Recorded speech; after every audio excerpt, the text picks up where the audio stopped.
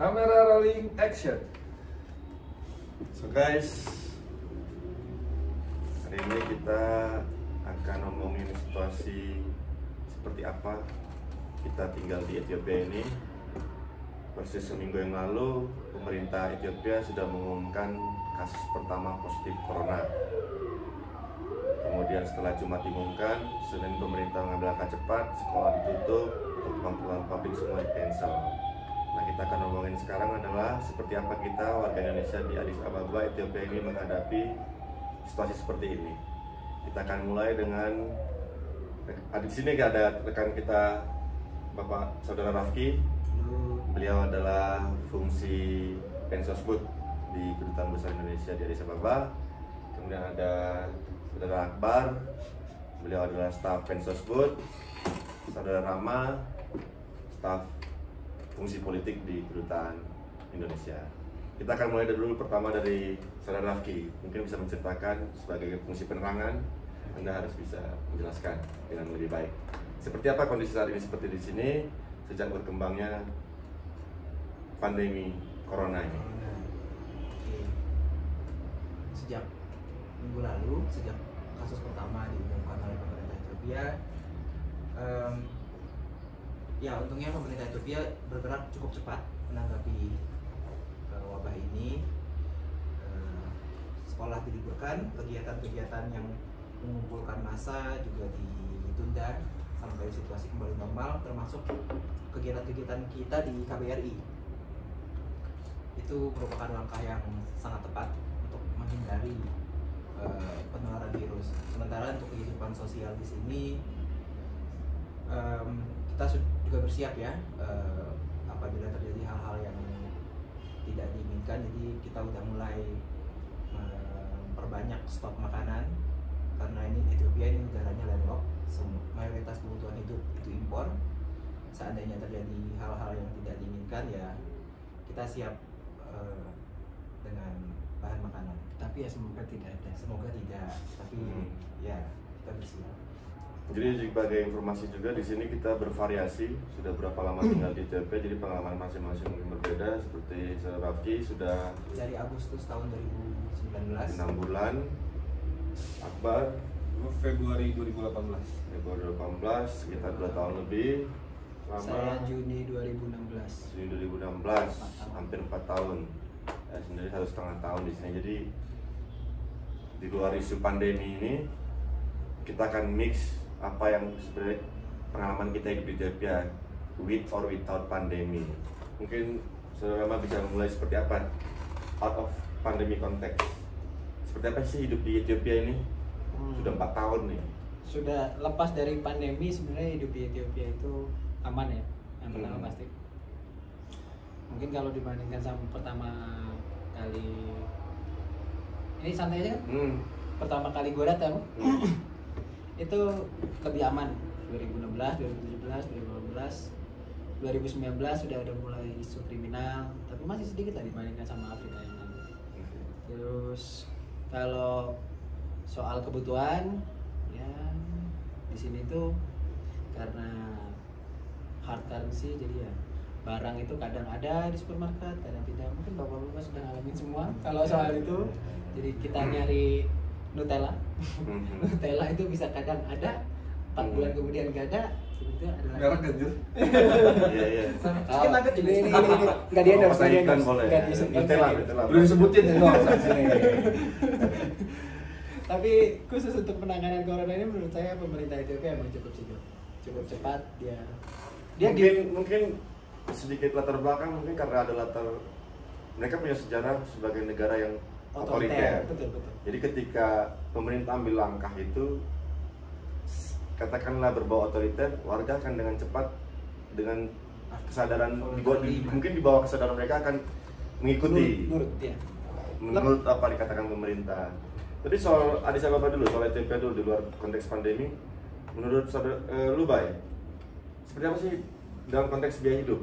Apakah di sini kita dari Indonesia, lu mungkin bisa bandingin dengan katakanlah lu tinggal Jakarta atau Bandung atau kota besar di Indonesia. Seperti apa perbandingan biaya hidup di? Kalau ngebandinginnya sama Ini nih, gue pertama datang. Apa ini dari Bandung nih? Mungkin dia Iya. akan kontes perbandingan dengan Bandung. Bandingannya Bandung. Nah, betul. oke. Kalau Jakarta gue nggak pernah hidup di sana. Oke. Kalau dibanding sama di Indonesia, dulu pertama kali datang karena gue belum pernah tinggal di luar negeri sebelumnya, gue beli barang pasti gue apa ya?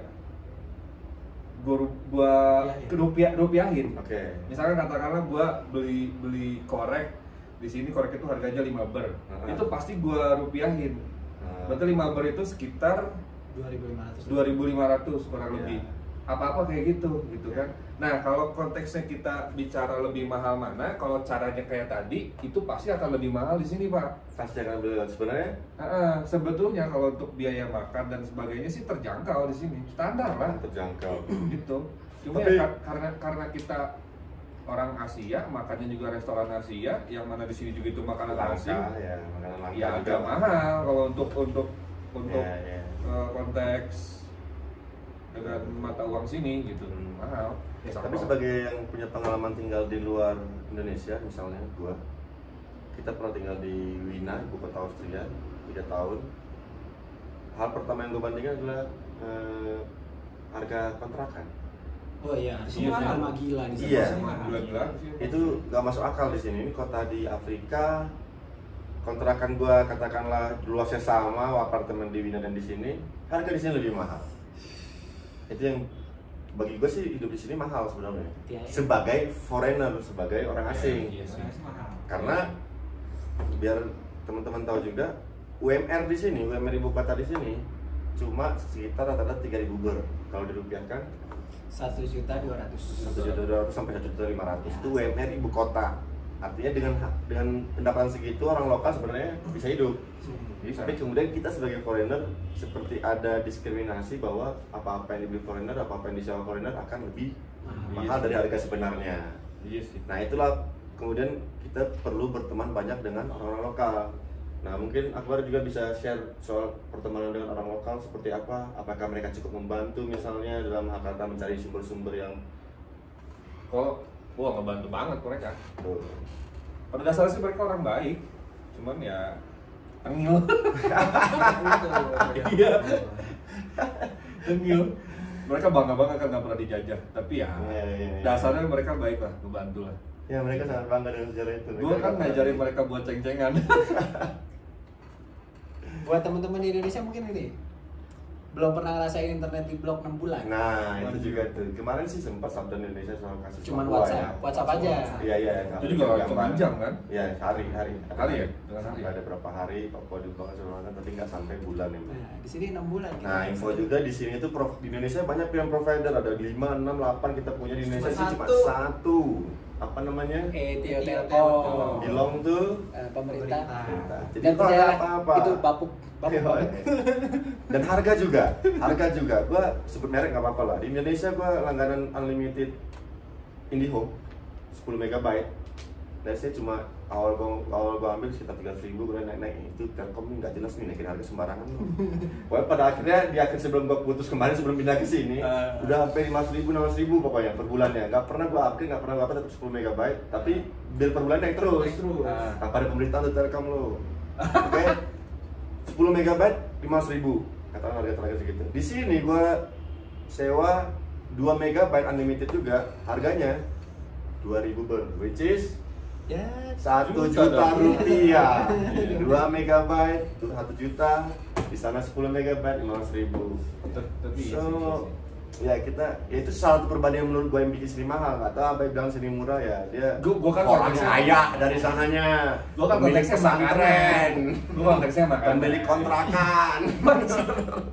lurusin. Konteksnya Barang makanan. Barang lokal murah. Barang lokal murah. Kalau impor mahal. Iya. Mungkin karena provider ini disupport oleh barang-barang impor semua. Barang lokal murah. Itu Telkom lokal atau impor? Nah, itu service, itu service. Ya itu makanya itu Telkom gue bandingin sama Telkom Indonesia. Beda karena di Speednya- sini monopoli. Mana boleh sih. Sementara Pas tadi Indonesia bikin persaingan harga. bebas, Oke. persaingan bebas. Monopoli Tapi gua soal- beli Kanada. Tapi sama monopoli kayaknya sudah ada rencana pemerintah sini mau privatisasi. Udah. Telekomunikasi. Dari Dalam kayaknya waktu mau dekat. masuk kan? Cina juga. Cina ya. Jadi sebagai bahan juga ETP ini dalam let's say dari sejak 2018 ya mereka improving sangat banyak sejak Abiy Ahmed tau kan yang dapat Nobel, Prime Minister sekarang ongoing dapat Nobel yang Hebat tuh, lumayan Ethiopia. lumayan banyak perubahan signifikan kita rasakan. Jadi kita tinggal di Ethiopia di era ini, di masa-masa sekarang kita lumayan beruntung menyaksikan Iya. pemimpin negara bersangkutan mendapat Nobel ketika dia tinggal di sini. Bagi saya sih itu sebuah keberuntungan. Dirjen WHO juga orang Ethiopia. Iya di WHO sekarang. Di WHO sekarang. Tapi yang paling penting sih sebenarnya Nobel itu, karena Iya. even negara Asia Tenggara aja baru 1 orang. Aung San Suu Kyi mau dicabut. Itu pun mau dicabut itu kan? Udah, Bre. Udah. Udah ya. Udah dicabut malah ya. Nah, Udah, kita ngomong komen gitu ya. ya. Kita ngomong kita ngomong Ethiopia, oke Ethiopia. Sorry out of context. Jadi menurut gue hidup di Ethiopia sebenarnya mahal. Mahal Dalam sih. konteks sebagai foreigner. Iya. Artinya lu foreigner, lu tinggal di Bangkok nggak akan semahal ini Betul. ibaratnya. Betul. Atau event ya di negara-negara lain lah. Nggak Gua, tahu. tadi gue bilang murah itu konteksnya kebutuhan pokok, daging. No, kebutuhan pokok beras. Beras mahal. Beras karena impor. karena itu impor. Tapi tapi kalau kalau- kasih tahu dulu kenapa kalau- beras mahal? Kenapa? Karena orang Ethiopia itu kalau makan nasi. Iya, semua barang impor sih. Iya. Semua barang impor kayak Makanan Gak usah pokok orang Ethiopia. soal makan nasi atau enggak. Misalnya Milka coklat Eropa itu yang segini 1 bar. Itu mahal. Let's say di Eropa berapa? 1 euro, 1 1 koma. euro. Let's say 1 euro, 15.000 bar segini. Betul. Di sini nyampe sini 180 bar. Berapa? $4. Itu masih mending cemilan gua yang ini Lays, coy. Nah, kita Lays sebut merek Indonesia semua nih. 20.000 udah gede nih kan. Nah, Sini di 150 sini. ber. bar 3 $7 dolar, 3 ya? koma. Gila, makanya. Daging murah.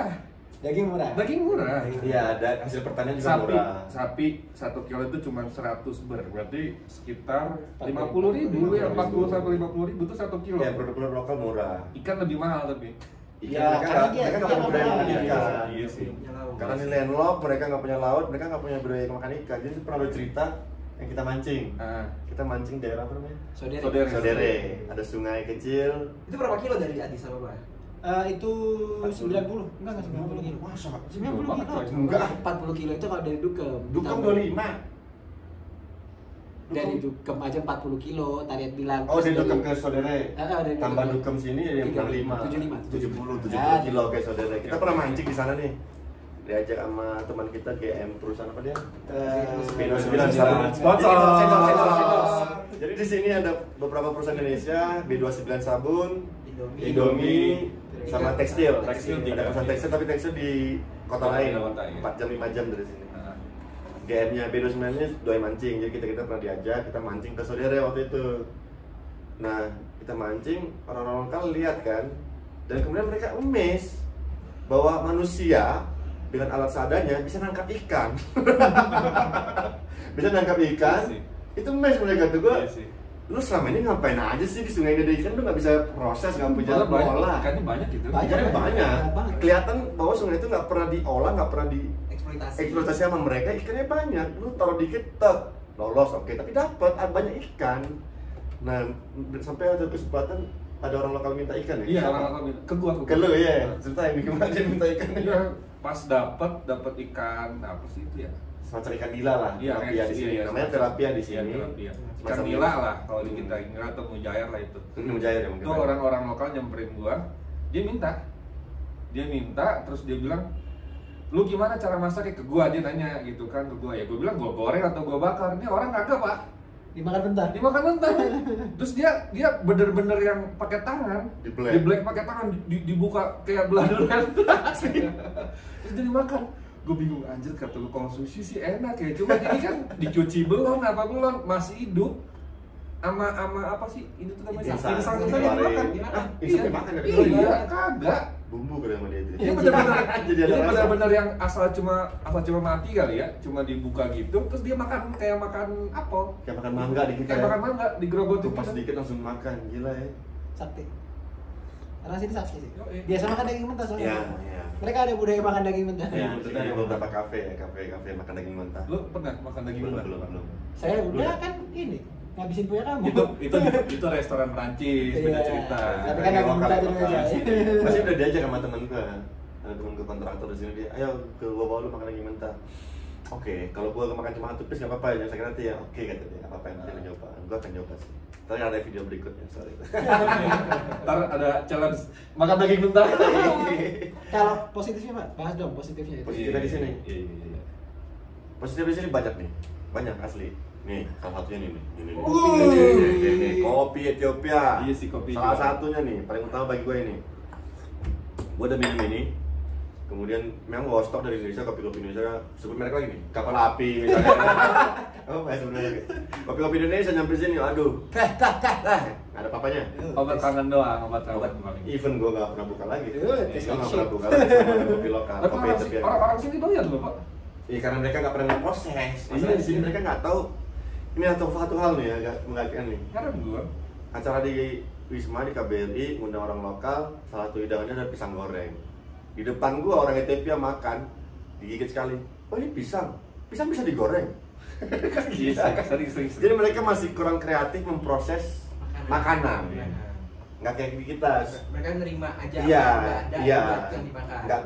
Nggak kreatif lah, makanya kurang kreatif untuk processing makanan. Pisang goreng mereka kaget. Pisang bisa digoreng, wah kemana sih lu? Kan konyol. Gua mau sarapan ya. Yo, Digoreng, direbus, Yoi. dibakar. Dibakar juga enak, pisang bakar, aduh jadi kangen kan. itu yang 1,5 tahun. Coba yang 6 bulan positifnya apa itu? Lu kaget nggak, Pak, pertama datang sini, Pak? Iya. Oh kaget. Apa nih Cuaca. kaget tetap? Cuaca. Cuaca. Enak apa enggak menurut lu? Cuaca di sini enak. Enak, jadi cerita dong rata-rata berapa sampai berapa? Kayak di puncak lah. Iya benar, puncak tahun 90 bahkan. Iya. Jadi sini 90 satu baru hal lahir. biografi dulu. 90 gua belum lahir. Oh iya, sorry itu biji tomat ya. Biji tomat dimakan sama nyokap lu, terus nyokap lu hamil jadi janin. Gua kira makan pete. Jadi vokal dong. Vokal. Satu geografi dulu, latar belakang di sini ketinggian 2300 300 di kota Adis ya, bukan ITB ya, tapi kota Adis itu 2300 meter. Itulah kenapa kemudian iklim di sini enak. Enak. Jadi gua landing pertama kali di sini itu tengah malam. Kedinginan. Kedinginan loh. Oh iya, Ya, ya. Karena di bayangan pertama Afrika panas Afrika nih. panas tuh. Enggak. Itu tuh yang mesti kita rubah tuh mindsetnya. Afrika tuh nggak panas. Tidak semua Afrika Tidak panas. semua, makanya bukan itu pelajaran. Pelajaran adalah jangan pernah generalisasi. Oh, generalisasi itu berbahaya. Generalisasi pasti akan selalu membuahkan Generalisasi hasil itu salah. That's it. Makanya Afrika ini Afrika. Afrika. Kita kedinginan di sini. Cuma di sini Enak di lah Afrika pokoknya. kita bisa pakai coat. Iya. Jas pakai coat. Yoi. Tapi lu belum pernah Captain aja pakai itu. Masa sih? Iya. Yo, dingin di sana. Angin benua, angin kutub soalnya coy. Nanti gua main deh. Ya oke, kita aja pakai jaket kita. Ntar gua bisa asar sama. Mereka di sini beragama tuh nggak pernah untuk horizontal, untuk menjudge orang lain. Ke atas. Oh iya. Mereka tuh selalu kerennya itu Iya, tuh, betul. itu keren gue selalu sama orang tipe. Mereka beragama benar-benar vertikal udah. Kira-kira mak lu nonton nggak? Malam? Mak lu nonton nggak? Nyokap sama gua. Enggak, gua mau cerita kalau anaknya udah Mak makan. gua kan. Kita share ntar linknya, ntar linknya bu. Akbar ngaku bu. Di jalan itu mereka berasa bawa dongki sih Mas. Iya iya iya.